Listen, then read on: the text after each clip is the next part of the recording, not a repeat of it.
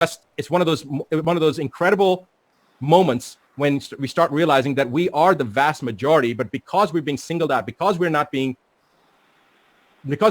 a voice or a fair voice, it is being prevented. The information is being prevented from being disseminated to the world, so that the question can be asked, why is this happening?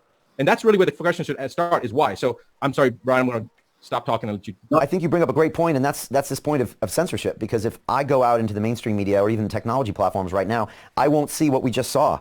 I won't see hundreds of doctors saying that the vaccination agenda in the next 12 months is a bad idea. And I'm just curious if maybe you can talk, and maybe we can even ask the panel to get their thoughts on the censorship that's happening. Maybe you can tell me why you think it's happening and why it's almost complete across the board. You know, when I started even mentioning the word vaccination, I got shut down more than when I started questioning the classification of COVID-19 deaths, than when I started talking about potential technology like 5G exacerbating the immune system. It's the vaccination that was completely shut down. So maybe you can speak on censorship, and maybe the doctors can give us their thoughts. I think that censorship is always something that an authoritarian dictatorship type government would want to, when they want to prevent the dissemination of information. So rather than even trying to give a reason for the censorship, let's ask the millions of people out there that may be seeing this, why would anybody censor facts and truth about injury that's been caused by something that has been promoted for the last 20 or 30 years as the single most important safety component for our children, yet has caused more injuries, more documented injuries, millions of children being maimed worldwide? Why would you want to stop the conversation? That's the first question. And I'll give you a couple of reasons, but I think that's the first question that we have to ask.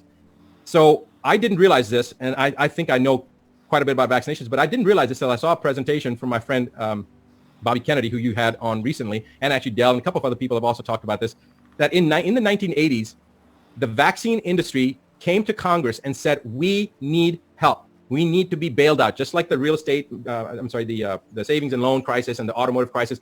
The vaccine industry came in the 1980s and asked for a bailout. And the reason they needed a bailout was because of the number of people that were being injured by vaccines. And President Reagan at the time said this is not a good idea, but Congress went ahead and bailed them out. And the reason that they gave was, we have so many lawsuits, we cannot make vaccines, we cannot afford to be in business.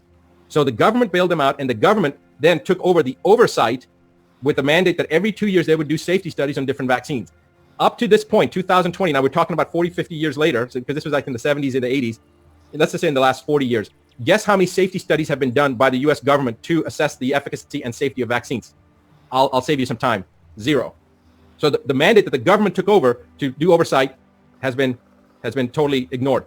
Now, and it's not that they did it on purpose. I think they just, like the government, they dropped the ball. Now, how would you like to have a business where you can have no liability, and it doesn't matter how many people that you hurt, but there's no liability? Because now, let's say that I filed a lawsuit against a vaccine manufacturer. Guess who the defendant is on that lawsuit when it's filed with the government?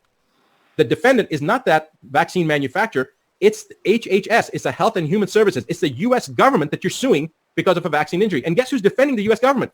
The Department of Justice. So when you have a child that's been injured, you're fighting the Department of Justice. You're fighting the U.S. government. And remember, the Department of Justice is supposed to be making sure that justice is being done. Instead, they are fighting to defend the Health and Human Services from somebody who's been injured. Now, does that make any sense whatsoever?